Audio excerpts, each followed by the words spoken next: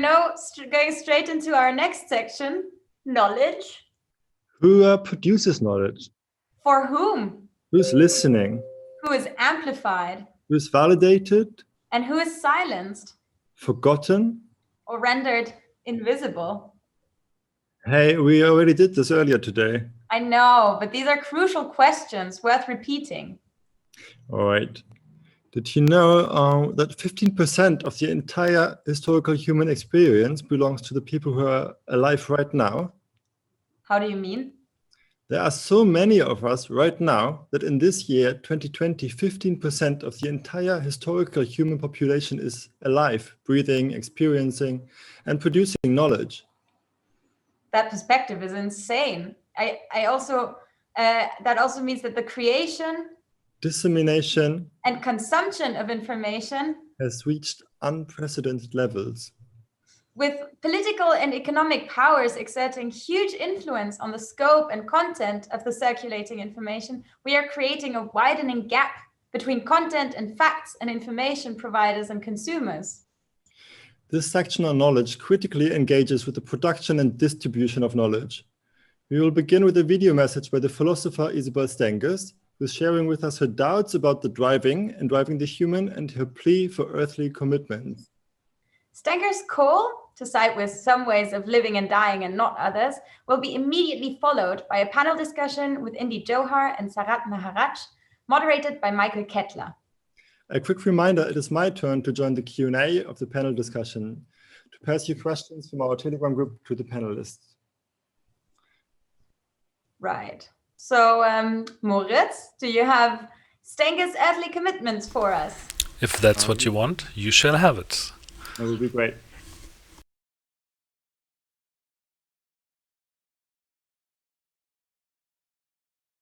Je voudrais dire d'abord ma perplexité. Comment intervenir au sein d'une rencontre dont le titre est aussi obscur et énigmatique que Driving the Human? J'ai beaucoup hésité. Pour moi, la seule manière de penser sans désespoir la situation où nous sommes, c'est de maintenir l'idée que nous ne savons pas ce dont ceux que nous nommons humains sont capables et peuvent se rendre capables. Parlant du nous qui ne sait pas, je parle avant tout de celles et ceux qui ont cru qu'ils savaient, qu'ils pouvaient définir l'aventure humaine et qui découvrent aujourd'hui que leur imagination est en panne. Je ne parle pas des peuples de la Terre qui ont subi les désastres causés par cette marche en avant inexorable que nous avons appelée progrès.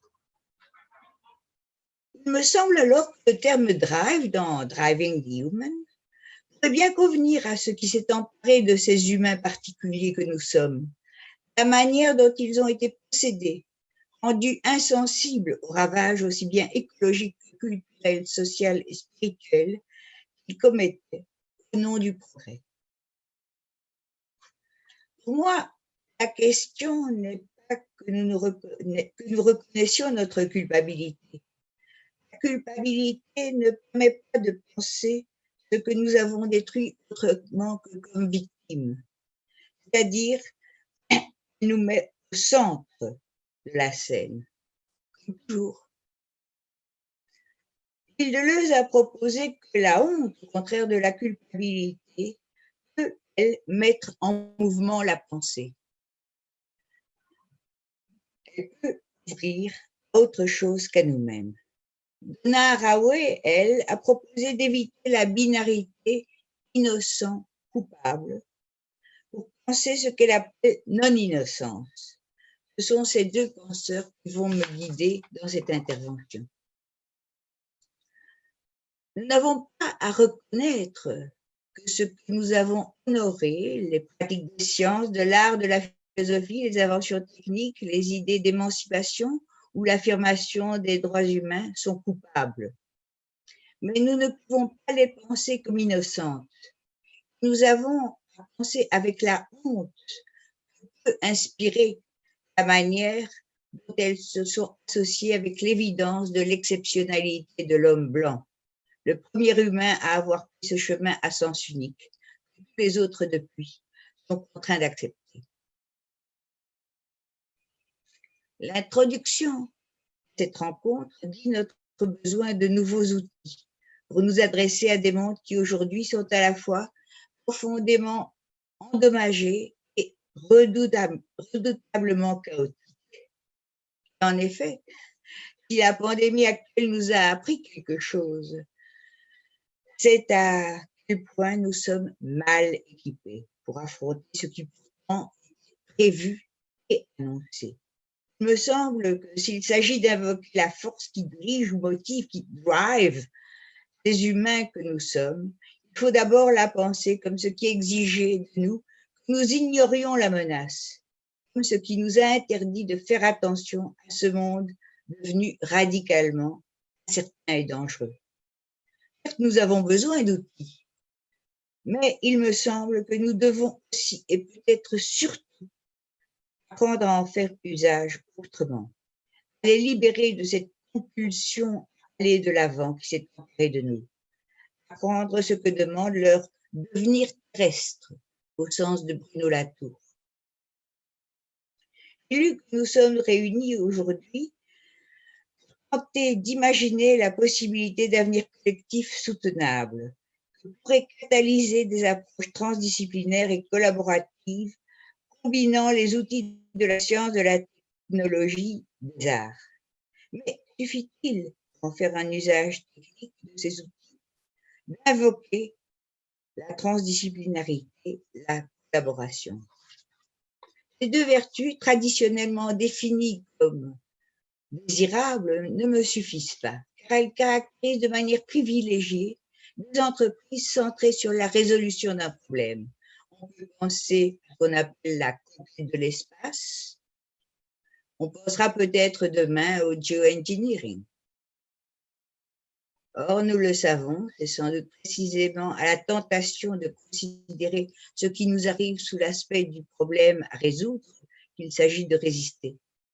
Cela demande peut-être une vertu que ne cultivent aujourd'hui ni les sciences, ni l'art, ni la technologie.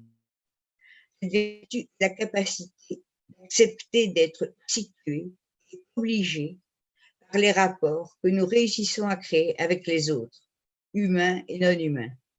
C'est-à-dire de ne pas nous définir nous-mêmes comme posant un problème qui les concerne tous.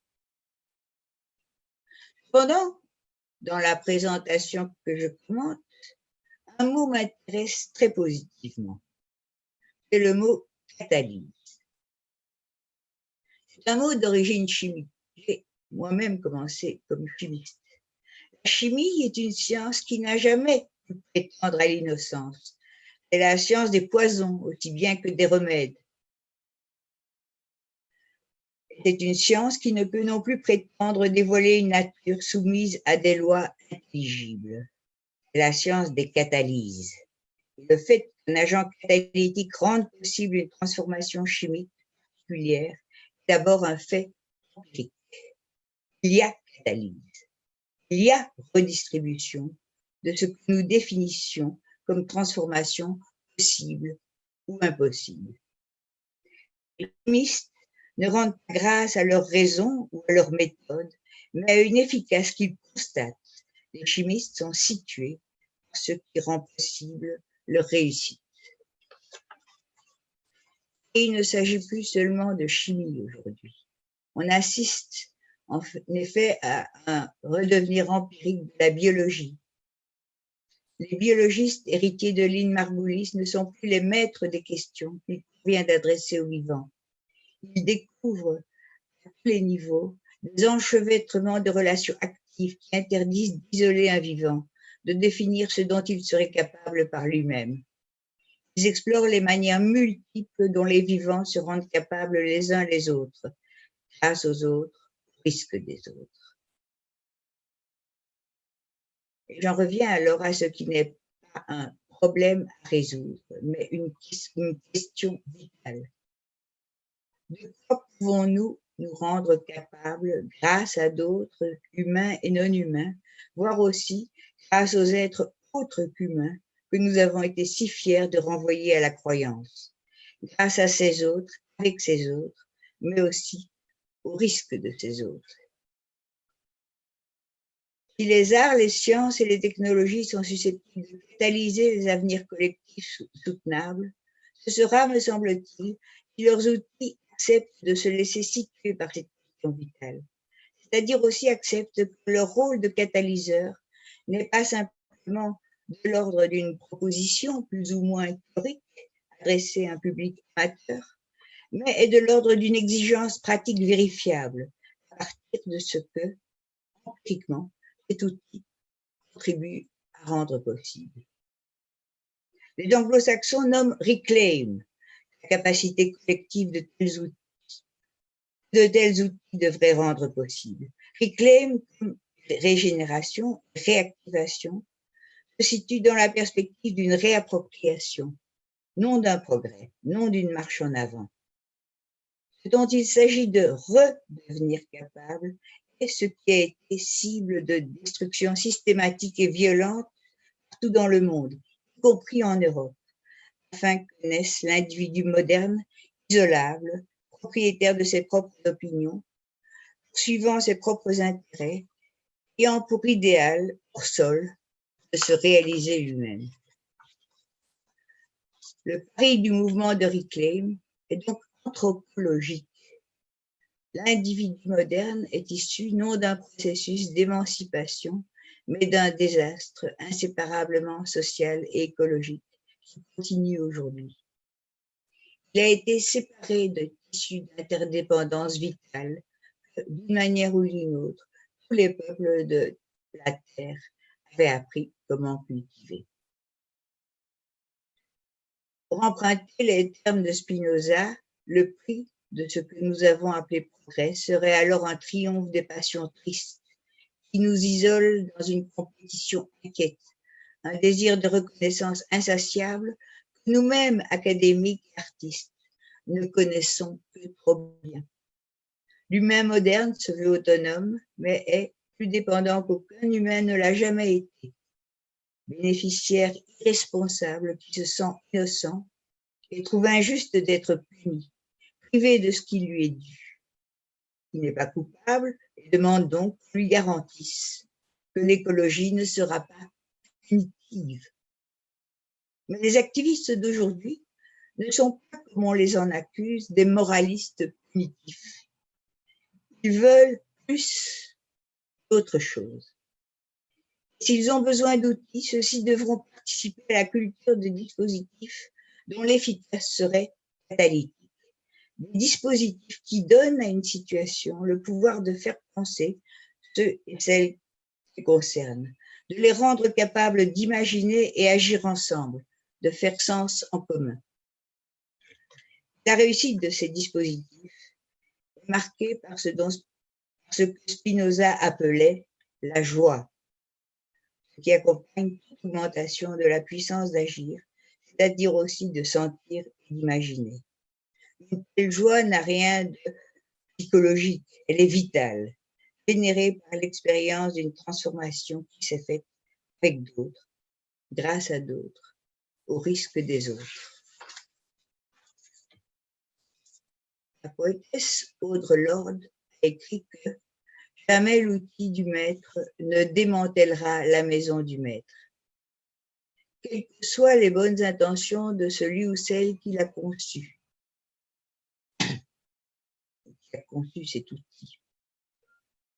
Les concepteurs des outils dont nous avons besoin pour catalyser effectivement la génération de puissance d'agir et de sentir me semblent devoir apprendre à diagnostiquer dans leur pratique ce qui porte la marque du maître, et d'abord peut-être la notion moderne et abstraite de public. Leurs outils doivent avoir pour réussite de devenir partie prenante d'une situation concrète, source de tensions intriquées, et demandent à être évalués de manière empirique, c'est-à-dire dans les termes immanents aux exigences de cette situation. C'est là ce que j'appellerais un engagement terrestre. Un engagement qui, comme l'a écrit Donna Haraway, prend parti pour certaines manières de vivre et de mourir contre d'autres. Un tel engagement ne vise pas un idéal politique, qui devrait conduire, drive encore une fois, les humains. Il a plutôt pour enjeu ce qu'on peut appeler une infrapolitique, comme on parle d'infrastructure. Les rapports d'interdépendance entre les vivants sont l'infrastructure qui a rendu possible la multiplicité des manières d'être vivants et agissants qui peuplent la Terre. Il s'agit de participer à la régénération de ces rapports que la modernité a rendus stériles, d'activer leur capacité à nourrir les luttes et les expérimentations sans lesquelles il n'y aura pas d'avenir digne de ce nom. Je vous remercie.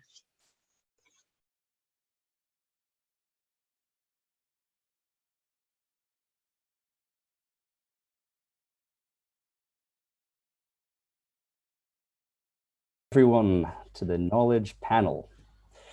I will quickly introduce the theme and then the panelists and myself. Is our conception of knowledge outdated, part of the analog era, and needs to be revised and refreshed? Do binaries between intelligence and ignorance need nuancing and complexifying? How can we problematize knowledge?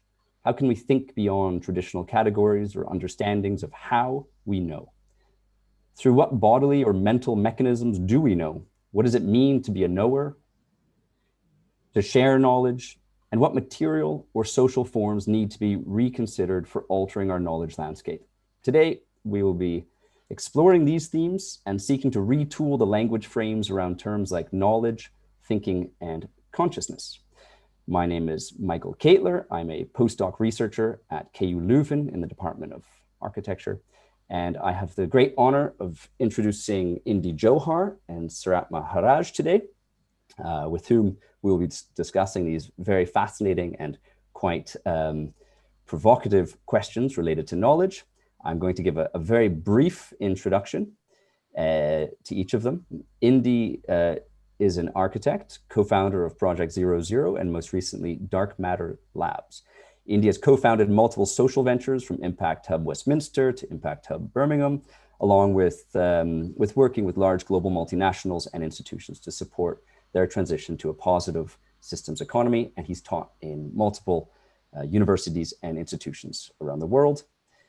Sarat, with us, is a professor of visual art and knowledge systems at Lund University and Malmö Art Academy in Sweden, as well as a research professor at Goldsmiths in London, with a specialization in the works of Richard Hamilton, Marcel Duchamp, James Joyce, amongst others. He's also involved in curating with events such as Documenta 11, the Sao Paulo Biennial in 2010, and Guangzhou in the Triennial in 2008, and many more. For those who would like more info on our panelists, please check out the Telegram group where the full bio is posted. Moreover, if you're not already part of the Telegram group, I strongly encourage you to join. There's already, there's been some really amazing discussions over the last 2 days there. And so I would assume that will follow with this exciting panel. So please do join us. And to get going for this panel, I'm gonna ask a kind of short to the point question in order to elicit a kind of short to the point answer to position our two panelists on the theme of knowledge. So here, focusing on our current and future social, ecological, human crises, and we're on a panel on knowledge. Why do we need a panel on knowledge? Is there a knowledge crisis? Indy, can we start with you? Yeah, it's a nice, lovely to start with a lovely, easy question. Good afternoon. I think it's worth talking about this subject. I think it's an important subject for us to reflect on. I think there are several key components, sort of issues to start with. One is we often talk about knowledge and intelligence and knowledge societies, 2001, all this kind of language was around. But in an emergent complex world, is the ossification of knowledge or the kind of commodification of knowledge the issue? And I wonder whether this is kind of part of a way of seeing the world by segmenting it into a series of commodities, Whereas actually in an entangled world, in a small, entangled and complex emergent world, is the abstraction and commodification of knowledge itself the problem and is part of a thesis. Second, I think who is the subject in this knowledge story? I think that's also really key. The latent subject is either theoretically humans or a human, or humans or human systems. And I think what's kind of interesting is to sort of transcend that thesis and sort of talk about, in a way, what if we were to perceive the world, and again, it's Sunday afternoon, so we can go slightly philosophical, but if the subject is kind of the consciousness of the planet rather than human consciousness or human systems or human endeavor. So I think the question is important, and I think if we're going to explore the thesis of how we are human in the 21st century, I think this is a fundamental commodity problem that we need to analyze and reconstruct into a new thesis. And I think it's part of the strategic problem, in a way, the thesis on knowledge as we've constructed it. So I'll stop there. But I think that's a key issue. Yes. Great, thank you, Surat. Yes, thank you, Indy. That's a very interesting and perceptive answer. I wish I could respond more directly to that. But I will say, in answering Michael's question about, is there a crisis? Yes, to the extent that we claim to be a knowledge society, this claim has become so commonplace and so much part of everyday language. But what exactly do we mean by this? And knowledge society, the knowledge economy, the knowledge everyday world has been essentially reduced to smart infrastructures and the smartness of our activity organized and placed in particular regimes of input and output. I think this is one side of the knowledge society that interests me, that it claims to be a know-all society, that it has taken over and governed and organized and administered almost every domain of everyday life today. Things that are left out are being drawn into its gravitational pull to be organized as knowledge. But what kind of knowledge? What sort of knowledge? So there is what I call a pan-sophic society. A pan-sophic society, by which I mean that the claims to knowing and knowledge and being in knowledge, and Sophic has that element, the charge of being a society that's wise to itself, wisdom, and that it's a pan event, it's a universal kind of condition. I question whether it is universal and wise, because what we have seen in the knowledge society, and perhaps our pandemic today has highlighted and illuminated the thing, is the authority of the scientific method, that this has ascended with the ascendancy of algorithmic thinking. So these two elements I would take up and draw out of the notion of knowledge society today in its crisis, to bring it under scrutiny, to bring it under some sort of question, to say, well, if the methodology of science is so highly regarded and to some extent glorified, it's quite interesting when we see the media today and our journalists and our politicians constantly claiming that they have the authority of science behind the particular policies and the particular strategies they're offering to society to deal with the viral cloud, and that these, in fact, are very different voices we hear from science itself. Science has different models, different voices, different arguments, different perspectives, and of course there's also personal rivalries between schools in the sciences, but nevertheless they are presented as a unified, authenticating kind of center from which everything else is to be judged and examined. But what does it leave out? What is the unsystematic, chaotic, open-ended areas of mental activity and dimensions of consciousness which are increasingly swept to the margins and seen as mumbo-jumbo and seen as completely delegitimated? So for me, that is the element of crisis that I'm interested in. Okay, great, thank you. It's a nice, strong start off. Now, both of you have elaborated on a notion of knowledge which seems to be in need of an update, for lack of better term, and which makes me feel almost that how we conceive of knowledge today is simply outdated for our needs, one, for our tools. We are stuck in what might be described as the analog knowledge world, in which Indy, you once described as being kind of defined by separation, dominion, and control.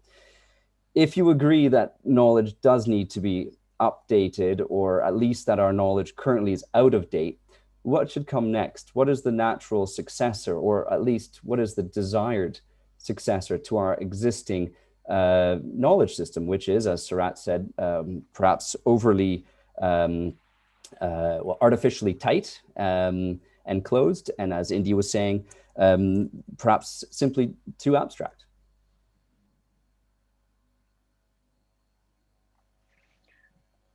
Jump in. Well, I'm happy to sort of jump in. I think the problem of knowledge cannot be answered through, it's the question that it sets up is problematic, because I think the problem starts somewhere else. So I think the problem starts in and I think this is why this festival is really critical, in a redescription of what it means to be human. And only in a redescription of describing what it means to be human do we redefine our relationship and our abstraction or our comprehension of the world. So, and our relationship with the world. So I would say we may find knowledge is an architecture of a machined comprehension of the world, where, yes, as you rightly said, it's attachment, dominion, and control using knowledge and information. And it doesn't take account of, and all of that worldview requires a kind of almost a quasi-scientific method as a linear thesis of the world, which actually doesn't take account, as Sarat was rightly saying, of actually our new comprehensions of reality. So I think knowledge itself is a kind of a sort of a symptom point of failure, but not necessarily the place to start renewing the conversation, I would argue.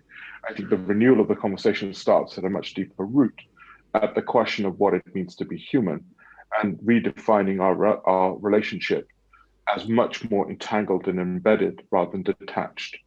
And that thesis then opens up a completely different thesis of relationship to being recognizing humans as a multitude, recognizing humans as an interdependent relationship, recognizing interdependence in space and time.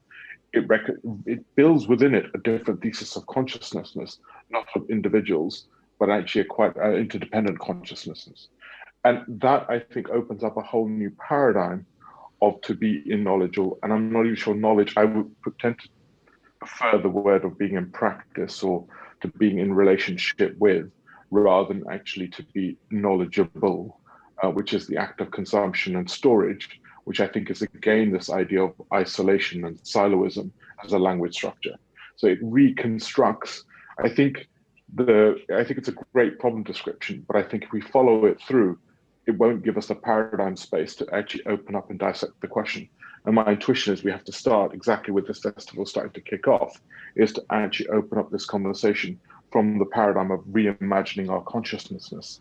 And I think in that paradigm, more and more what's, the kind of line of arc that I'm very intrigued by is this thesis of, if we are the spark of a planetary consciousness, and the planetary consciousness, and I think that's a carbon and silicon hybrid, by the way. So this is not some romantic, I think it's a carbon silicon hybrid planetary consciousness that we're growing, we're part of, and that itself is a spark of consciousness in the universe. And this is an emergent force of nature in itself. We are an emergent realization in nature itself. And that questions ourselves as individuals, as sovereignty, all of those things start to be questioned. And that I think that's where we have to start.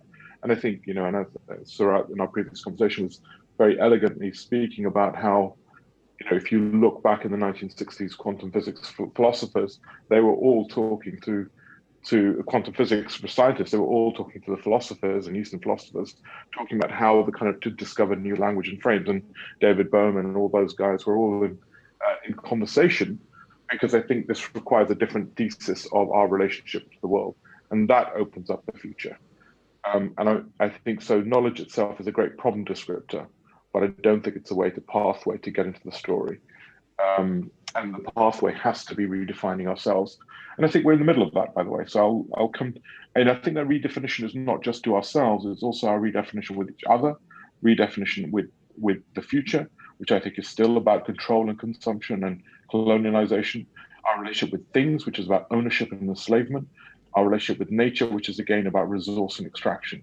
So it's a foundational transition of all those things, and where we use knowledge as a thesis as to empower our mechanisms of control rather than to be in treaty with. I think there's something much more critical to be done. And again, I think we're at the beginning. We're at the beginning of that story. I think there's many other greater people like Surat and other people who are thinking harder around that part of the story. Okay, great. Thank you, Indy. Okay, Surat, would you also like to respond? Yes, I could only add, I suppose, footnotes to what Indy has said with regard to this. I think it's important to stress that in speaking of knowledge, we do take into account historical developments. We don't have this notion of a primordial thing called knowledge that we are reclaiming down the ages, or that there is something like the perennial philosophy that we are claiming. I think our historical circumstances shape the understanding of knowledge. Today, the idea of something being knowledge or pseudo-knowledge, knowledge or science or pseudoscience, as was the big central debate in the 1920s, 30s, and 40s, which comes to an end by the 60s, when there is the end of that kind of certitude that we know how to draw the line between, and I have, of course, in mind here, thinkers like Isabel Stengers, who we have on this group, and Prigogine, Ilya Prigogine, and at the end of this certitude that comes with the 60s and 70s, does open us to all kinds of thinking that once again we're called New Age thinking, or simply sentimental spiritualism from if we take the design for living that opens the post-war era in Britain. The design for living was an attempt to redesign every aspect of life, from housing right through to the way one dressed and the way one walked and the way one held oneself in social context, the way one spoke. A new way of speaking English was also designed for the post-war period, more democratic, or as it was put in the language of the time, more meritocratic forms of pronunciation. So from that, we arrive in the 60s with something like the design for dying by Leary. And I think in that, Leary speaks of the limited nature of logic, of the very possibility of what a post-biological definition of the human might be, how we might rethink what we mean by the human and not be caught up in ideas of the human which are essentially humanistic, that is, come down from Renaissance thinking and post-Renaissance thinking from areas of Protestantism and the Reformation, which questioned the old world of Catholicism, that the Reformation thinking produces the notion that the human is sovereign in the world, that the human is the custodian of nature, that we are in charge of reality, and that this, I think, still hangs on today when we speak of saving the world, of saving, of being the saviors of the ecological crisis that faces us. We see ourselves essentially as central to the drama of the planet and the universe, when in fact we have to take on board a far more a role that's far more marginal than the one we have given ourselves over the last 500 years, which also fueled colonialism, which fueled notions of building empires over other civilizations. I'm talking of Eurocentric notions of sovereignty and the sovereign human. So that would be central to questioning, how do we know? How do we get away from this idea that knowledge is just an accumulation of truths held somewhere in a mega archive, back to the notion that knowledge is a series of practices, it's a spectrum of activities, of being in the world, of engaging with others, of interacting, and that this covers a spectrum of activities. That, of course, at one end we have the knowledge experts and the specialists, but as we do know, even experts have to be questioned and put under scrutiny. And this happens when we stop seeing knowledge as only something produced at the rarefied and elevated levels of certain disciplines, rather than as something that is part of our everyday interaction with the world and is centered in immersive experience, as it were, and emerges from that. And that means that we have to rethink the supreme place we have given to the intellect and to mentalist definitions of the human, and move to broader notions of consciousness, and to also take on board the non-cognitive dimensions of being in the world. That, I think, perhaps reminds us partly of our animal and plant connections, and also then makes us redefine how we interact with those worlds of the animal and the non-human, as it were. Okay, so then I'm going to follow up to both of you, because I find it interesting how you are speaking quite in parallel with each other in terms of moving beyond our existing knowledge framework. But practically speaking, I mean, Sarat, you're an educator. Indy, you're involved in a range of institutions, reshaping public and institutional discourse. How, if we cannot think ourselves out of a knowledge framework, then how do we, because if thinking is part of the problem, we cannot therefore think our way out. How do we shift to this new, let's say, kind of relational way of being, this new consciousness? How do we practically get there?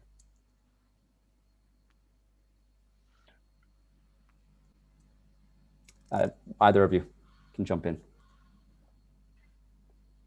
I hope I'm not speaking too much and hogging, as it were. The idea for me, of course, looking at the academy, looking at the university, is a very empirical, very concrete situation in which these questions emerge.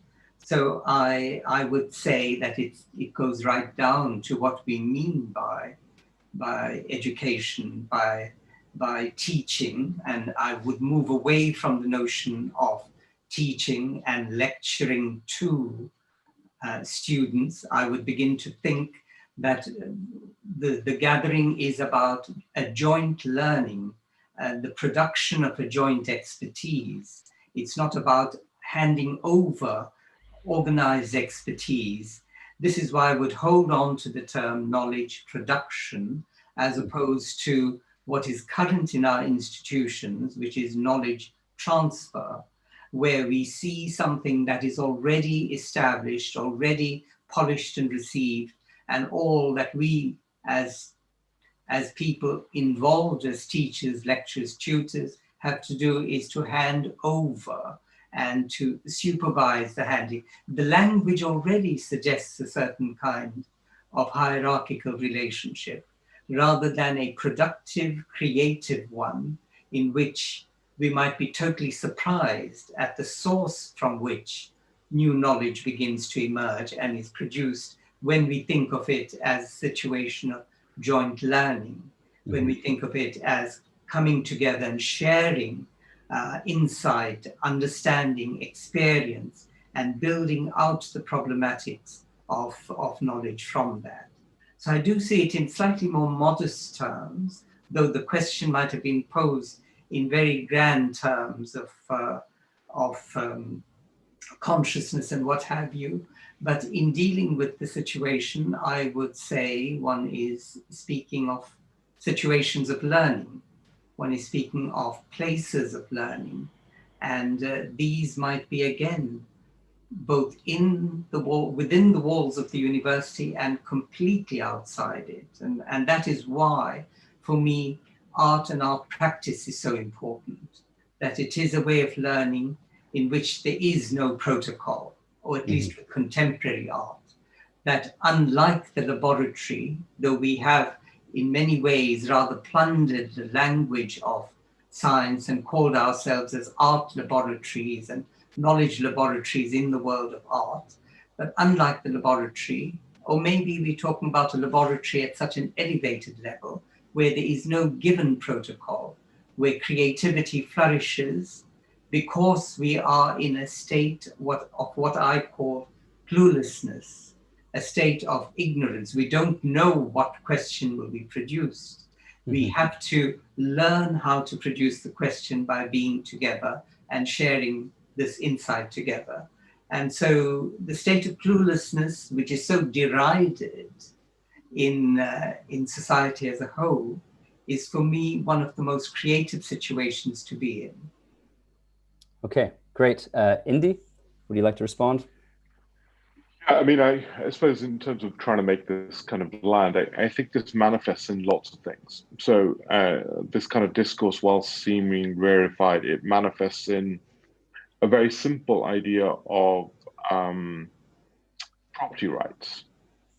So a property right is about effectively the kind of the monopolized control and assessment of an area for your utility. It's a relationship structure firmly embedded into it. So it's also about how you construct the dominion of that control in terms of GIS property maps or GIS-based property maps, or all the way through to various other things. So for me, it's manifesting in these institutional architectures. So the employment contract is another one, which constructs a relationship of power and authority and the predication of role.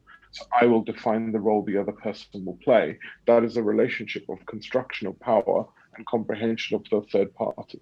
So you can then these are just two, you can then start manifesting them all the way through. So I would say pretty much all of our relationships, whether it's actually the value of a tree is abstracted into the value of timber, as opposed to the complex interdependencies of the whole system's value of a tree itself. And that's to do with the abstraction of knowledge and the efficacy of what we can abstract as knowledge and commodify in that process. So I think we can talk about this as in a rarefied sense, but actually this manifests practically in cities like Sheffield, who cut down all their trees because their accounting infrastructure, their knowledge infrastructure, did not perceive the value, environmental value of trees, but could see the costs of trees. So the frameworks of knowledge, which are so reductive and micro, are actually destroying our comprehension of the actual real world utility, real world comprehension and relational value of that entity.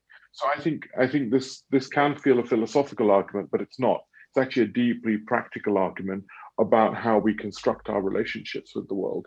So I mean, these are just examples that we're working on, all the way through to James Scott's kind of seeing like a state, which constructs a whole thesis of dominion and power and mechanisms. So how we take measurement, and that itself is a mechanism of knowledge formation, which thereby creates power and utility and understanding in a very particular way. So I don't see these as philosophical discourses. I see these as kind of practical philosophical discourses that manifest in actual actions. And these actions are now critical. I suppose that's the point I want to get to, is that I don't think these are, I think we are in the midst of a fundamental transition. You know, climate change is not about CO2, right? Let's just, you know, climate change is a fundamental failure in our relationship with the world, right? That's what's at the root of it. It's not CO2. You fix CO2, we still die as a species. It is about our relationship failure, and the relationship failure is fundamentally our relationship with the world. And that's why I say this is a deep transition. We're in the midst of a deep transition, as we were at the edge of kind of when people were like, you know, Newton himself was a polymathic thinker, but he constructed the basis of a very particular worldview that then stretched out to a very linear model of thinking. We've reduced our polymathic thinking capacity to very simple points. So I think we're in the moment where effectively we have to reimagine actually our relationship with the world very much to how we constructed it in history. And I think that relationship has been building since the 1960s. We have, you know, the scientific understanding, the human understanding, all the way through to actually our technological infrastructures. These have all been evolving to challenge the siloed model of thinking. So I mean, just to put that there, I know we should probably carry on with the next question, but I think it's really practical. No, I think it's very interesting. And for those who aren't familiar with Indy's work, I would encourage you to take a look at some of his descriptions of decoding these underlying systems, which have these ongoing effects on how we relate to the world, which Indy's touching on now. Now, I think we're kind of running a little bit low on time, so I'd like to ask a final question. This is kind of the philosophical ending, perhaps. You know, both of you flag these kind of ethical responsibilities related to knowledge, and by virtue of that, also being a knower, someone perhaps, or maybe using the language of Indy, being conscious or being in relation to others, also relating to Sarat's work. But what does it mean to know today, and what will it mean in the future? Or what does it mean to be a knower, and what will that mean in the future? So it's the grand vision I'm hoping for, to kind of leave off with a philosophical hook for our audience. Sarat, what do you like to say? Would you like to start? Well, of course, it is a classic question. Who is the knower, and what is the object of knowing? I think maybe the poets have answered this. If we take Yeats's famous line from his late Sanskrit-oriented poetry, who can tell the dancer from the dance? And that echoes from ancient Indian thought in the philosophical systems of India, one of the 6 ancient philosophical systems. Who can tell the knower from the field of knowing? Kshetra Gyan, who could say who is the one who captures the field of knowledge. And this immersive element, this element that you cannot really ultimately in the true act of knowing something, draw a distinction between subject and object, that these begin to give us a field in which we dissolve ourselves or are dissolved, might again seem a little bit remote, but I think is an important, sobering reminder that our notion of the sovereign knower, who then decides to know a particular thing in a particular way, this might have its own beauty, that you know it in the way of a dissection, you know it in the way of an analytical cut-up of the object, you know it in the way of breaking it into fragments, parts, particles. But in the longer run, that is not a holistic way of knowing. And maybe this is what we still aim for in speaking of the knower and the field of knowing, or the object of knowing, dissolving into a state of being in the know rather than the knower, which suggests all the elements of hierarchy, control, and, as it were, primacy. Great. Thank you, Surat. Very nice. Indy. Yeah, I mean, I'm not sure I can do that much better than add some footnotes to that one. I think that's absolutely right. And I think that in a way, the question articulates the problem that we face, is that our language structures are still locked into object orientation, subject-object differentiation perspectives. So, you know, the English language in which we're having this conversation with is 80% constructed out of nouns and object-oriented worldviews. So what we've got is a language which is still trying to bridge into a new thesis, and I think that's where our fundamental failures are. I mean, the one thing I would suggest is, and again, probably cutting a fine line, is it an act of becoming or being? And I'm sort of probably sitting on the becoming line a little bit, of becoming into knowledge, as in it is a continuous unfolding field, as opposed to it ever being resulting in that. So I think the real question at the center of it is how do we question, for me, for my personal challenge, is how do we resolve the thesis of sovereign interdependencies and the kind of becoming of interdependent, and that being in that the being in interdependence and what that requires, and the consciousnesses and behaviors that requires. And I think in that result probably is the thesis which has the implicate order of resolving that question. So I can point out where the source truth might be, but I don't know it. Really that's interesting. That's nice. I mean, I really like the language that Surat used in an interview going back to 2004 with Daniel Birnbaum about to know the other is to melt your intellectual frame. And there is something really beautiful also Indian in just seeing knowledge as a form of becoming. It means limiting the self in many ways, especially one's sovereignty or dominion over other objects, species, and so forth. So thank you. Great. Are we moving on to Q&A now, or should I? It's about time, yeah. Let's go there. Great. So first of all, I want to say that I think some people had issues with the live stream. And if you couldn't follow the session, I'd like to apologize and assure you that it will be made available as a recording. And I have to say, it is really worth watching again, even if you have seen it. I'm also happy to say that Michael and Indy will both join us on the Telegram right after the session, so you can also talk to them there. And then, Michael, I just wanted to say that I really love your voice and the kind of attention you gave to the session. I felt in such good hands in your panel and in the presence of your thoughts, Indy and Surat. And now let's take some questions from the Telegram stream. There is one question around the question of decolonization. So that there is an obvious need for decolonization of knowledge, and there's much talk about that, but what would that actually mean in your terms, and how would we get there? I think this is probably for both of you.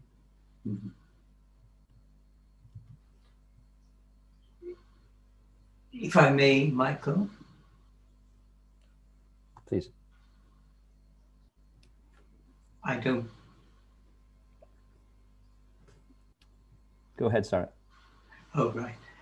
Yes, I think it's a crucial question, but we shouldn't see the question of decolonization as simply a contemporary question. This has come up again and again in the history of thought and ideas and knowledge. We have one way of thinking of it in the earlier part of the 20th century, and then a second way of thinking of it through the experiences of articulated in the work of, say, someone like W.E.B. Du Bois, and the African American experience, but not seen only as the African American experience, but he connected it to the rise of the darker continents, as he put it, the rise of the colonized world. And that was one model of seeing what it could mean to look at the other side of consciousness beyond the Eurocentric. And in his famous work, Dark Princess, Africa, Asia, the Dark Princess of India, and the African and Asian participants in this getting together, and the African American Matthew Town come together and learn how to overcome the various forms of identification given to them in the colonial and imperial world in which they have grown up. Then there is a third phase where we arrive at post-colonial thinking, which comes after the colonial world had found independence. And it meant decolonization, meant political independence of sorts, but it did not entirely mean mental decolonization. And perhaps today we are stressing that dimension of decolonial thought, though this is much more of a Mediterranean Lusophonic concept coming from Southern Europe and the Portuguese, Spanish-speaking worlds of the Southern Hemisphere.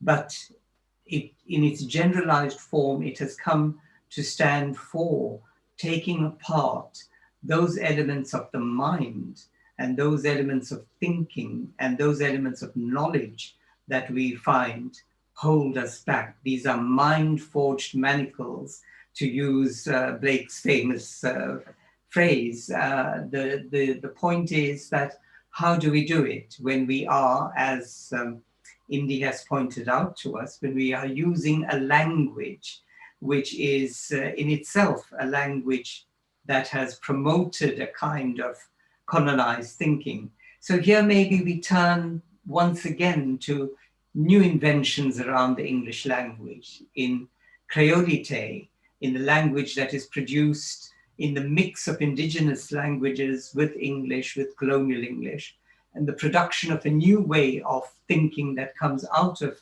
creolized language, or what for me, a bit more radical than the creolized state of things, is a pidginized language, that the moment of pidgin is the most burning moment of meltdown of old perspectives and frameworks of thinking for new ones to emerge. Or indeed, we might, looking from within English, look at thinkers such as James Joyce, who said he would dissolve the English language till it was totally unrecognizable as English, and it would keep the professors busy for 100 years, until, of course, we had produced the truly decolonized language of the future.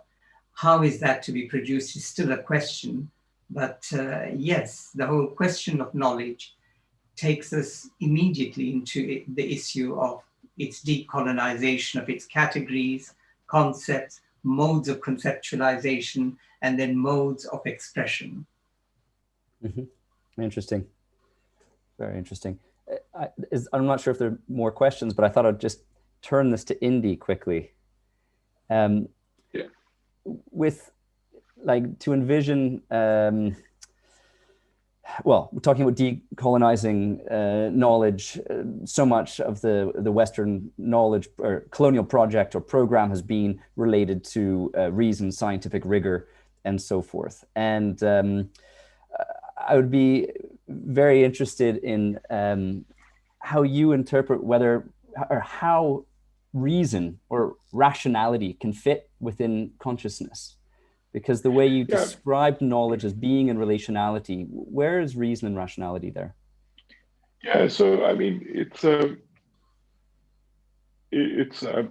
mean, firstly, just an amazing answer by Surat, and I suppose for the purposes of this talk, what if we didn't talk about decolonization, but going beyond colonization? And the reason why that's important is that I think one of the things of decolonizing is to assume there was something better prior, right? And actually, I think what we will see is additive colonization pretty much throughout history in all parts of the world. So colonization, which is the thesis of control, we have been continuously in an act of colonizing. And whether it's empires in Asia or whether it's other empires of thought and control in other places, the number zero was not constructed in Europe, it was constructed, the abstraction was constructed in the Middle East. So I wonder whether one of the problems is in the construction of the debate or the discourse is problematizing the past and thereby putting us into tension with our own existence. Actually, whereas maybe another way is to recognize all the errors of history, but recognizing what we always have to do is recognize that as a human species, we have got to a point and now we need to go to another relationship with the world. And I wonder whether in a philosophical sense, we've been captured by the activists. And actually we need a different language, which is purposeful and interventional, recognizing the violence of history that's been perpetuated all over the world, and whether we need a different thesis. And that's why I think colonization for me is not a discourse just about Western theory and Western practice. Colonization is a thesis of power and the abstraction of power and its relationship with the world. And I think what we're now that's why I go back to slightly boringly my point about it's the reconfiguration of our relationship with the world that allows us to move beyond colonization as a thesis of organizing. And it allows us to move forward on a together path. And I think we wouldn't have got to this path without the attraction that we did. So this is the point. I think we're not getting rid of rational thought. I think rational thought has its role. It sits in a framework of a broader thought. And I think it's a complementary nature of that I think is critical. And that interdependence and our being able to see all the other dimensions of being is vital, not just the singularity of designing our institutions to amplify a single component of being human. So for example, humo-economist economic theory is largely constructed on the idea of humans as self-interested actors that can be extrinsically motivated through financial gain. We know this is actually not true in any of the sociological studies that are done, but that has become the mechanism of organizing our institutional economy and thereby rarefying a component, one micro-dimension component of humanity, and extrapolating it into the macro incentive system. And that thereby creates all the colonization powers, structures, and everything else, or one aspect of it, not all of it. So I suppose I want to challenge the thesis of maybe decolonization is problematizing us in a way, rather than recognizing this as a phase transition of humanity to a thesis of a new relationship with the world, rather than actually trying to problematize our own histories, which leaves us vulnerable to nothing. It leaves us with nothing to grab hold of. But actually, we have to recognize and move forward. Sorry, I would love to hear your thoughts on that. Yes, that's true. And I think that's very important that we see it as a project that's leading into a future rather than simply a chipping away at past oppressions, as it were, important as that is, because I think it leads us to perhaps come back to what Michael said, that if rationality is totally associated with the Western project, what kind of rationality was that? And are we therefore speaking of an expanded, almost an alternative rationality that begins to emerge? I think this has been debated in quite a few circumstances. I do know with my late colleague, Ulrich Beck in Munich, this was a major question. Is there an expanded rationality, a new rationality that we have to develop? If we take a thinker like Achille Mbembe in Johannesburg, then Achille Mbembe is speaking of délire, the idea of a kind of surrealist madness that the Western world might have put onto African ways of thinking, seeing it as, well, they're crazy, they're thinking in a crazy way. But is this associative way of thinking not already a kind of sort of preliminary new rationality that we have to rethink, that we shouldn't dismiss as just superstitious ways of thinking in which imagistic lines are drawn up or sequences are drawn up? And the idea that rationality is somehow purely a Western thing is also part of the colonial, and this is why we have to think back in history too, is part of the demotion of the big systems in, say, Indian philosophy, which were highly rational in their ways of arguing, in the forms of logic, in fact, far more subtle systems of logic, which went beyond Greek syllogistic thinking. And that has been well discussed in philosophical circles. I don't want to get too rarefied about this issue, but from these bodies of evidence, Achille Mbembe, Indian thinking, and the fact that creolization itself is a futuristic production, is about emergent forms of consciousness rather than simply grievances about the past. It's not about the past only.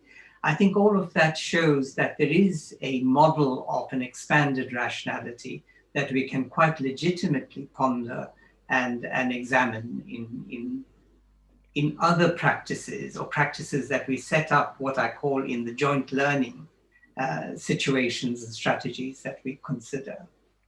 Can I just say on that, the rationality itself, we often see rationality as a function of the individual, whereas I think what all the research is telling us is rationality is also a function of context. So it's not an isolatable act. So you put people in an economic recession, they will make different rational choices to if you put them in a different context. So there's a contextual contingent component to rationality, which is often disregarded. And I love your term about a broader sort of fuller thesis of rationality, which I think is a really key point. Sorry, Julian and Michael. That's right. I have the unfortunate task of cutting the conversation short now that it is really going. I will definitely watch back that last part of the conversation. It was really fascinating. So thank you, Sarat, Indy, and Michael. And I want to do something a bit unconventional because there are a few more great questions, and I suggest that we take them into the Telegram chat. So there was this question, if you no longer prioritize learning in formalized institutions, but instead take seriously every day as a moment of learning, where does it leave the university and the lab, or the museums for that matter? So I suggest we leave that question and take it into the discussion in the Telegram chat, and where I'm sure this conversation will continue. So I would like to thank you one more time, and please stay with me in the Zoom until we get permission to leave. And with that, we will conclude this session with the film Mermaids, or Aden in Wonderland by the Caribbean Collective. And after the screening, we will have a long break to grab some food before we continue with Access. Thank you very much. Thank you.